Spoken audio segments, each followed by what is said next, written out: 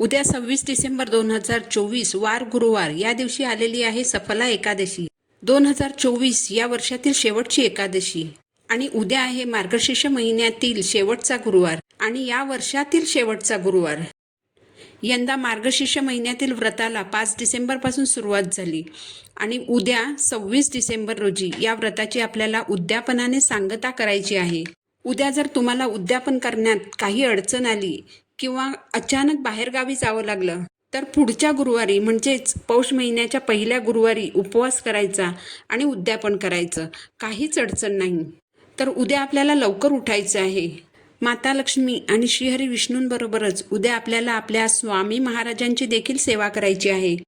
येणारं 2025 हे वर्ष आपल्या घरात सुख समृद्धी शांती घेऊन यावं. श्रीहरी विष्णूंसोबतच माता लक्ष्मीची देखील आपल्या घरादारावर आपल्या लेकराबाळांवर कृपा राहावी म्हणून उद्या सकाळी आपल्याला लवकर उठायचं आहे. आंघोळीच्या पाण्यात 2 तुळशीची पानं टाकायची, चिमूटभर हळद टाकायची आणि त्या पाण्याने स्नान करायचं. उद्यासाठी लागणारी तुळशीची पानं आजच आणून ठेवा. उद्या तुळशीची पानं तोडायची नाहीत, मंजुळा तोडायच्या नाहीत. उद्या तुळशीला पाणी घालायचं नाही, कारण उद्या तुळशीचा देखील एकादशीचा उपवास असतो, म्हणून उद्या तुळशीला पाणी घालायचं नाही. तुम्ही बाजारातून तुळशीची पानं विकत आणू शकता. या दिवशी विवाहित महिलांनी केस धुणं टाळायचं आहे. विवाहित महिलांनी गुरुवारी केस धुवू नयेत. असं केल्यामुळे आपला गुरुग्रह कमजोर होतो. आपला गुरुग्रह कमजोर झाला की आपल्याला आर्थिक अडचणी येतात, वैवाहिक जीवनात अनेक समस्या निर्माण होतात. याचबरोबर गुरुवारी आपल्याला खूप साफसफाई, झाडलोट वगैरे करायची नाही. गुरुवारी जिथे पूजा मांडणी करायची आहे ती जागा स्वच्छ करून घ्या. उद्यापनाच्या दिवशी स्वच्छ वस्त्र परिधान करा. फाटलेले विरलेले असे कपडे परिधान करू नका. आपल्याला गुरुवारच्या व्रताचं उद्यापन करायचं आहे. या दिवशी माता लक्ष्मीला जसं आपण साज शृंगार चढवणार आहोत, वस्त्रालंकारांनी सजवणार आहोत, अगदी तसंच आपण स्वतःही सजायचं आहे. कारण लक्ष्मी मातेला स्वच्छता, नीटनेटकेपणा, टापटीपपणा तसंच साज शृंगार केलेला अतिप्रिय आहे. म्हणूनच उद्यापनाच्या दिवशी विवाहित स्त्रियांनी शक्यतो साडी नेसायची आहे. हातात हिरव्या काचेच्या बांगड्या घालायच्या आहेत.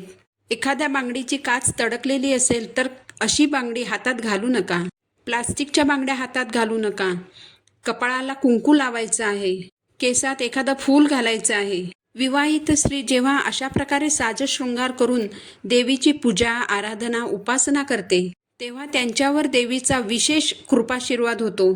या दिवशी शक्यतो लाल किंवा पिवळ्या रंगाचे कपडे परिधान करा.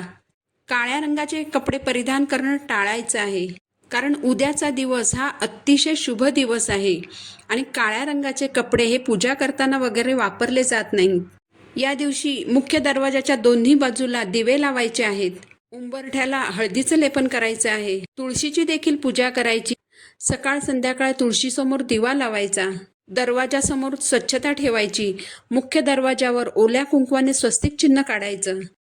उद्यापनाच्या दिवशी माता लक्ष्मीचं आपल्या घरात आगमन होणार आहे, म्हणून आपल्याला घर स्वच्छ आणि टापटीप ठेवायचं आहे. घरात पवित्र आणि सात्विक वातावरण ठेवायचं आहे. उद्यापनाच्या दिवशी घरामध्ये मांसाहार करायचा नाही. याचबरोबर कोणतंही व्यसन करायचं नाही, कारण जिथे स्वच्छता, शांतता, एकमेकांना समजून घेण्याची क्षमता असते त्याच घरात माता लक्ष्मी वास करते. उद्यापनाच्या दिवशी तुम्ही सकाळी पूजा मांडणी करू शकता किंवा मग तुम्ही संध्याकाळी देखील पूजा मांडणी करू शकता. या दिवशी दरवाजात एखादं लहान मूल आलं किंवा मग एखादा भिक्षुक जरी दरवाजात आला तरी त्यांचा अपमान करू नका. त्यांना तुम्ही काहीतरी खायला देऊ शकता. एखादी कुमारिका जरी तुमच्या दरवाजात आली तर तिलाही तुम्ही हळद कुंकू लावून काहीतरी गोड खायला देऊ शकता. उद्यापनाच्या दिवशी कुणाचाही अपमान करायचा नाही. असाही कधीच कुणाचा अपमान होईल असे शब्द आपण बोलायचे नसतात. पण विशेष करून उद्यापनाच्या दिवशी कोणाला वाईट वाटेल असे काहीही शब्द बोलू नका. उद्यापनासाठी आपण महिलांना बोलवणार आहोत, तर महिला एकत्र आल्या की मग गप्पांमध्ये कुणाबद्दल तरी काहीतरी असा विषय निघू शकतो. तर तुमच्याकडून कुणाचा चुकूनही अपमान होणार नाही याची काळजी घ्या. उद्यापनासाठी आपण महिलांना अष्टरूपी महालक्ष्मीचं स्वरूप म्हणून बोलवणार आहोत, तर त्याच मानाने त्यांना बोलवायचं आहे. त्यांचा यथोचित मानपान करायचा आहे आणि त्याच मानाने त्यांना निरोप देखील द्यायचा आहे. त्यांना आपण लक्ष्मी स्वरूप मानलेलं असल्याने त्या गेल्यानंतरही त्यांच्याबद्दल वाईट बोलायचं नाही. उद्यापनाच्या दिवशी मीठ, हळद, दही, दूध या वस्तू कोणालाही देऊ नका. कोणाला उधार पैसे पण देऊ नका. या सर्व वस्तू लक्ष्मीकारक आहेत. या वस्तू जर आपण कोणाला दिल्या तर त्याचबरोबर आपल्या घरातील लक्ष्मी आपल्यावर नाराज होऊन घराबाहेर पडते. म्हणून या दिवशी कोणालाही या वस्तू देऊ नका.